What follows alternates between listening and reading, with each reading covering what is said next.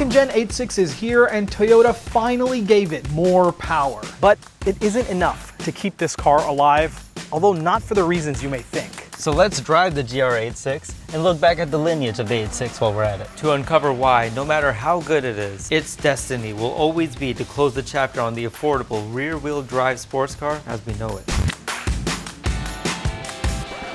Congratulations to Marvin, who won the last Albon $1,000 giveaway. If you want to win $1,000, just subscribe and leave a comment below, and you could win. Now back to the video. The new 2022 GR86 is a car with a decades-long legacy. And that legacy traces its origins back to one particular car, the AE86 Corolla.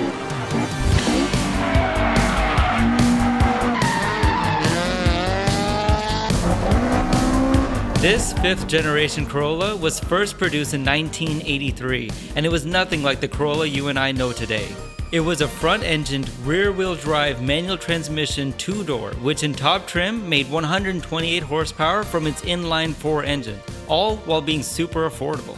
It doesn't sound particularly impressive now, but this Corolla had something that set it apart from nearly all the cars around it: balance. With its near 50-50 weight distribution and superb chassis, the 86, or Hachiroku as it was known in Japan, quickly found itself competing in all sorts of racing. Group A, Group N, rally, production car racing, you name it. There were at least a couple 86s on the grid. And they weren't just there to race, they were there to win. The 86 dominated Group A and even beat out the likes of BMW, Mercedes, and Alfa Romeo in the 1986 European Touring Car Championship. But it wasn't really on track where the 86 made its name for itself. Rather, it was on the Toge.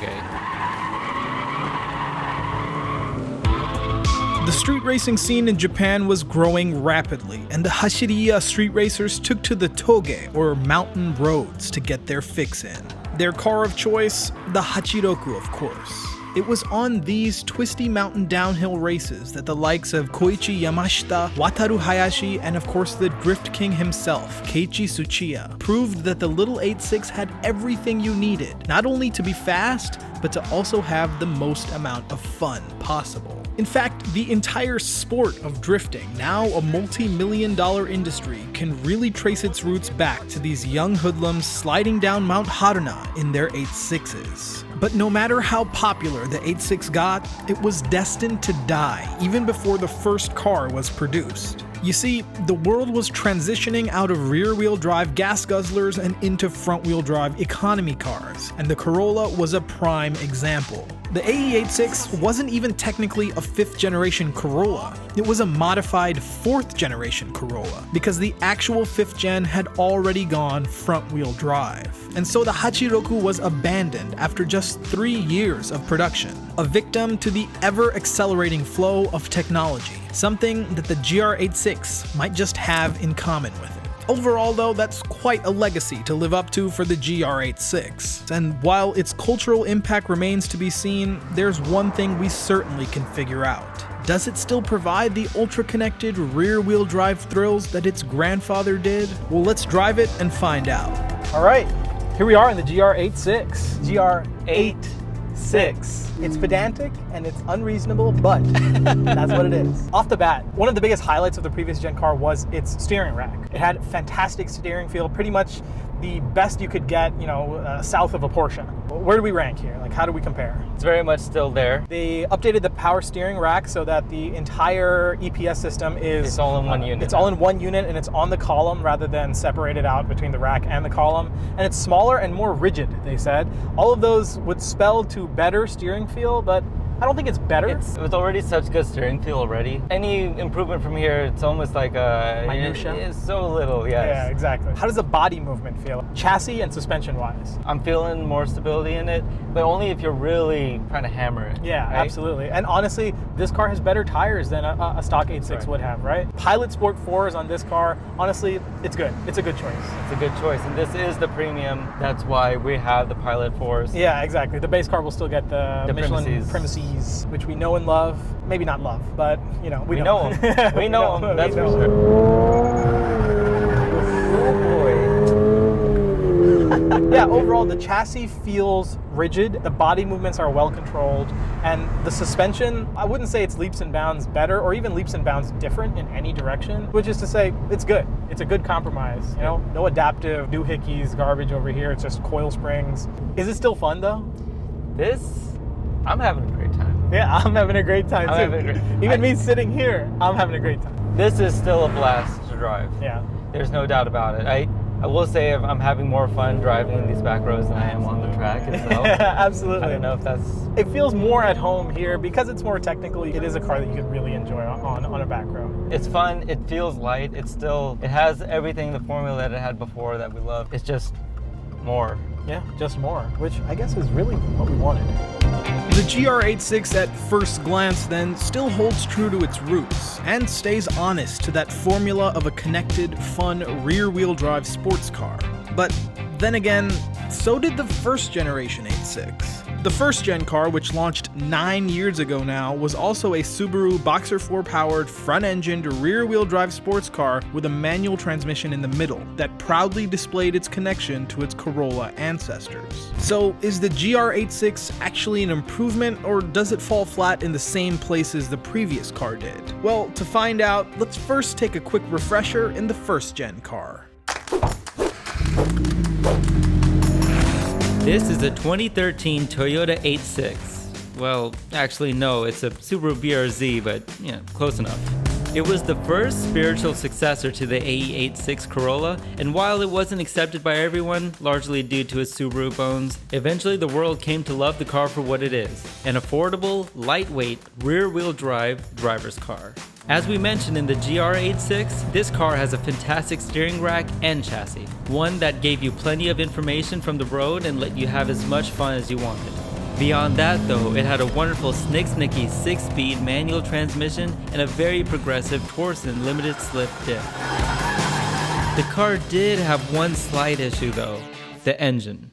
Now, I didn't mind the 2-liter flat 4, and with a header and a tune, it made for a pretty decent power plant. But from the factory, I'll admit, it was slow. 200 horsepower isn't a bad figure for a lightweight car, but the 151 pound-foot of torque just didn't cut it, especially considering the uber frustrating torque dip from about 3,000 to 5,000 RPM, the main RPM range that you spend most of your time in. And so, the first Gen 86 was a car that left us wanting. Not quite perfect out of the box, but just enough to bring us back to a time gone by. So let's see if the new GR86 picks up where the old car left off. This car is about 70 or so pounds heavier than the previous gen, but they did use a copious amount of aluminum. The roof is aluminum now, as well as the front fenders, and the hood is still aluminum like the previous gen was. I think that comes down to a lot of the stiffening they did, the beefier control arms, and I feel like it's a little quieter on the road. It is quieter on the road. Maybe there's a little bit extra carpet, a little bit more foam, a little bit more sound deadening there, so that's probably why it weighs more. Transmission, overall it feels like the same ASIN unit from the previous generation, but maybe a little bit easier. It's easier. It's actually more forgiving than the previous. It's easier to get into the gate. Look, that felt like a CVT, I'm just saying. It's smooth. Transmission is paired to an all-new 2.4-liter Boxer engine that now makes 228 horsepower and 184 pound-feet of torque, so 30 pound-feet more torque and, you know, almost 30 horsepower. And I will say it's present. Yeah. We can feel it. The torque dip is been mitigated for the most part. You feel that extra 30 pound-feet of torque, and it's flat, so you feel it low end. Above 6,000, this car actually, like, you know, like it pushes. I widened my eyes. Yeah. This car honestly feels like a very well put together, tuned BRZ, and I mean that in the best way possible. With this motor, it definitely feels like an upgrade from the previous gen, and everything else is, you know, there's a little bit more refinement to it. Okay. This car does not sound very good from the outside. It sounds very, what's the word, flat maybe? Flat, yeah, muted, flat, you know. But I will say, from inside the car, it's not a symphony. It's not. But it's something. It's louder than the outside, which is kind of suspicious. It's suspicious because it has a speaker somewhere in one of the footwells that's actually playing exhaust notes. You know, it doesn't sound bad. Intake, header, exhaust, E85 tune. Oh, yes. All these small improvements add up to a very familiar experience, but better in almost every way. Tearing through a back road, I honestly started to feel as though I was just in my old 86, which, by the way, was fully sorted from intake to exhaust, suspension, and even an E85 tune. This was a car I'd spent thousands of dollars on to extract all the performance I could. Yet, the new GR86 does all that without any of the drone, rattle, or fear of breaking something that I couldn't afford to fix. The GR86 sets a new, higher baseline for the 86 chassis and presents endless opportunities for tuners like us to take this car a step further than we ever could with the old car.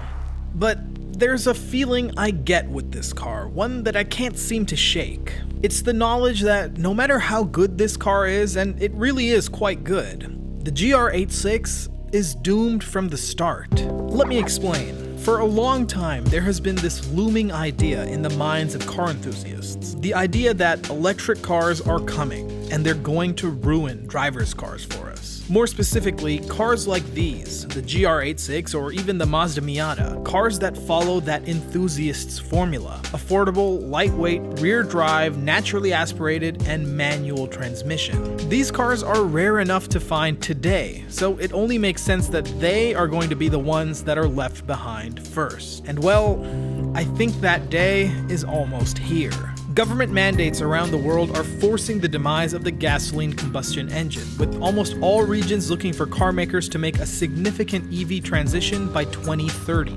Mazda has already announced that the next Miata will be a hybrid. And considering the previous Gen 86's 9-year life cycle, it's almost guaranteed that the next version of this car will be powered in some capacity by electrons. And when that day comes, it will likely be the last day for the car enthusiast's favorite formula. A formula that's been alive for nearly 100 years. But it shouldn't be all doom and gloom. The current 86 has 40 years of technology packed into it compared to the old AE86. And yet, it still retains that playful spirit. So why can't the next generation electric 86 hold on to that spirit just the same?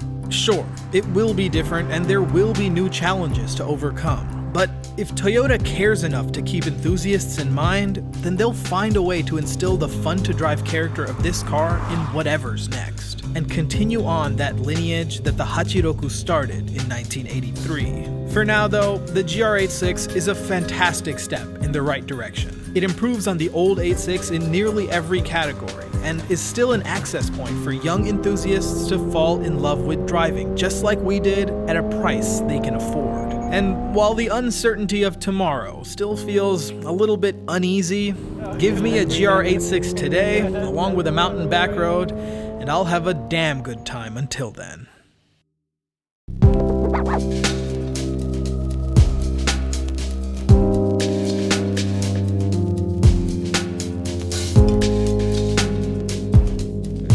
Back when the hammer pants were in style.